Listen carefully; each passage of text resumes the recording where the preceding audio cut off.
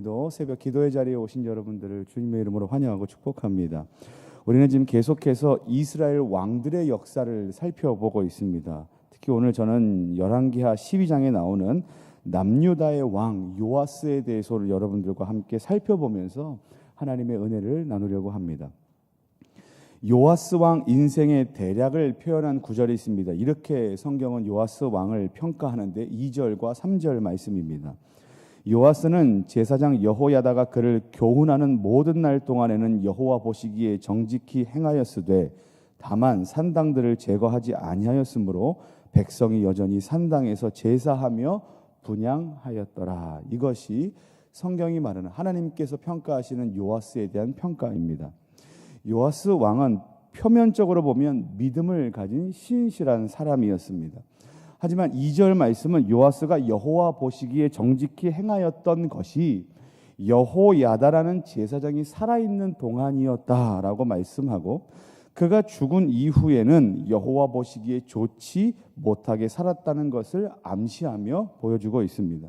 우리는 그것을 3절 말씀을 통해서 알 수 있습니다. 3절 말씀에 그가 산당들을 제거하지 않아서 백성들이 여전히 산당에서 제사하는 일을 하도록 행하게 했다라는 것이 그에 대한 나쁜 평가입니다. 여러분, 산당이라는 것은 언덕과 같이 높은 곳, 꼭대기 이런 의미를 가지고 있습니다. 이스라엘이 실제로 성전이라는 것이 파괴되었던 시절에 일시적으로 산당이라는 곳에서 하나님께서 제사하는 일을 하게 하셨습니다.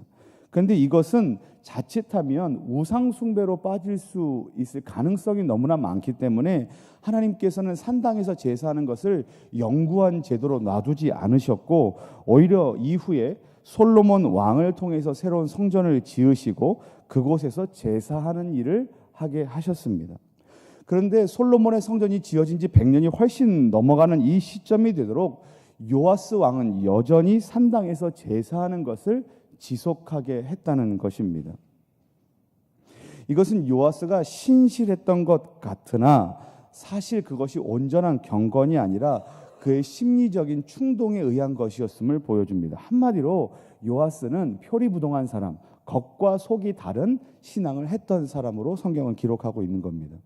이러한 요아스의 삶에 대한 평가를 보면서 오늘 우리가 깨달아야 하는 첫 번째 교훈은 어떤 것이냐면 늘 겸손함으로 깨어 있어야 한다는 것입니다. 그런데 이와 같은 겸손함으로 깨어 있어야 한다는 것은 요아스 왕에게만 해당된 것은 아니었습니다. 그 당시의 영적인 지도자였던 제사장들에게도 해당되는 말이었습니다. 4절부터 7절 말씀에 보면 요아스 왕이 제사장들과 나누는 이야기가 등장을 하는데요. 제사장들은 그동안 성전 수리하는 일을 등한시하였다라는 것이 성경의 이야기이고 그것 때문에 요아스 왕에게 지금 책망을 받고 있는 겁니다. 얼마나 안타깝고 아이러니한 상황입니까? 영적인 지도자가 영적인 지도자의 직무를 제대로 감당하지 못해서 왕에게 책망을 받고 있고 또한 그 왕은 표리부동한 신앙을 갖고 있는 어찌 보면 불신자와 같았던 삶을 살았던 그에게 지금 제사장들이 책망을 받고 있는 겁니다. 이것이 무엇을 말해주는가?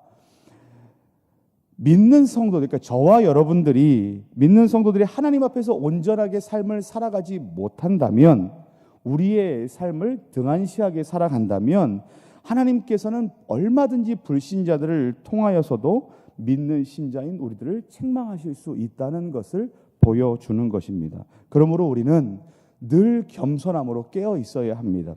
고린도전서 10장 12절 말씀에 보면 그런즉 선줄로 생각하는 자는 넘어질까 조심하라 이렇게 기록되어 있고 고린도전서 16장 13절 말씀에는 깨어 믿음에 굳게 서서 남자답게 강건하라 라고 말씀하고 있습니다.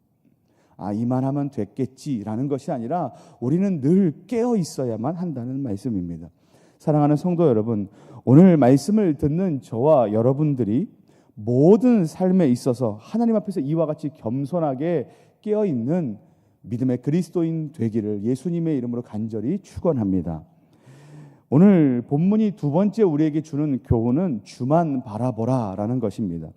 오늘 본문에는 요아스 왕이 외교적으로 어떻게 그 일들을 정치했는지에 대해서 보여줍니다.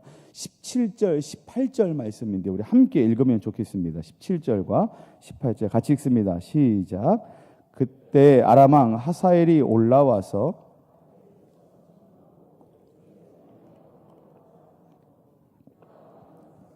그의 조상들 유다 왕 여호사밧과 여호람과 아하시야가 구별하여 드린 모든 성물과 자기가 구별하여 드린 성물과 여호와의 성전 곳간과 왕궁에 있는 금을 다 가져다가 아람 왕 하사엘에게 보냈더니 하사엘이 예루살렘에서 떠나갔더라. 아멘. 요아스 왕 때에 어떤 일이 있었냐면 아람 왕이 예루살렘으로 공격해 오고 있는 일이 있었습니다. 그때 요아스가 어떻게 했는가? 성전 곳간과 그리고 왕궁에 있는 모든 성물과 금을 가져다가 아람 왕에게 갖다 바쳤습니다. 그리고 뿐만 아니라 그 안에 있던 성물, 하나님께 구별하여 드렸던 그 모든 것까지 다 내어주는 일이 있게 된 겁니다. 그리고 어떻게 됐냐면 아람 군대는 떠나갔고 예루살렘은 떠나갔고 그들은 안전함을 경험했습니다. 이 장면을 얼핏 보면 상당히 훌륭한 외교적 능력을 동원해서 백성을 안전하게 지킨 왕의 그 외교적 능력을 보여주는 것처럼 보일 수 있습니다. 하지만 여기에는 커다란 신앙적인 문제가 있습니다. 요아스 왕은 국가적 위기가 발생했을 때 문제가 생긴 거죠. 국가적 위기가 발생했을 때 하나님께 나아가지도 않았고 그렇다고 용맹하게 대적과 맞서 싸우지도 않았습니다. 오히려 자신이 동원할 수 있는 모든 성전 기물을 다 긁어 모아다가 아람 왕에게 갖다 바친 겁니다.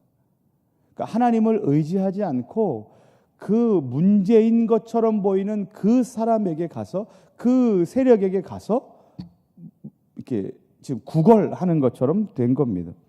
거기에 어떻게 했는가? 선대 왕들과 그리고 자신이 구별하여 드린 성물, 그러니까 하나님의 것을 자신의 것처럼 여겨 내어주는 일까지 있었다라는 것입니다. 여기에는 결코 하나님을 향한 신뢰나 믿음이나 붙드는 삶의 모양이 없었던 것입니다. 이것은 요아스가 하나님을 얼마나 불신앙했는가에 대한 설명입니다. 그런데 우리는 이 대목에서 요아스의 선대 왕이었던 여호사밧이라는 왕은 그와 같은 위기에 어떻게 처신했는가를 살펴보면서 오늘 좀 그 하나님의 은혜를 기억할 수 있는데 역대하 20장 말씀에 이렇게 기록되어 있는 이야기들이 있습니다. 여호사밧 왕 때에는 아람 왕이 아니라 모압과 암몬 자손들이 몰려왔었습니다. 그때 여호사밧 왕은 유다와 예루살렘의 회중들을 모아놓고 이제 이렇게 얘기하는 겁니다. 모든 회중들을 다 모아놓고 얘기하는데 이제 기도하는 거죠. 하나님께서 우리를 다스리시는 분 아닙니까? 하나님, 만일 재앙이나 난리나 전염병과 기근이 일어날 때 부르짖으면 구원하시겠다고 약속하시지 않았습니까? 주님, 지금이 바로 그런 때입니다 라고 기도하기 시작한 겁니다. 근데 그 다음에 이어서 이런 기도를 올려드립니다. 역대하 20장 12절부터 13절 말씀인데 우리를 치러 오는 이 큰 무리를 우리가 대적할 능력이 없고 어떻게 할 줄도 알지 못하옵고 오직 주만 바라보나이다. 모든 사람들이 그들의 아내와 자녀와 어린이와 더불어 여호와 앞에 섰더라. 이런 구절이 나옵니다. 하나님, 우리는 이 큰 무리를 칠 수 있는, 대적할 수 있는 능력이 우리에게는 없습니다. 그리고 하나님, 저는 이와 같은 문제를 맞닥뜨릴 때 어떻게 해야 할지도 저는 알지 못하겠습니다. 그런데 이것은 압니다. 하나님 바라봅니다. 주님, 이것만 하겠습니다.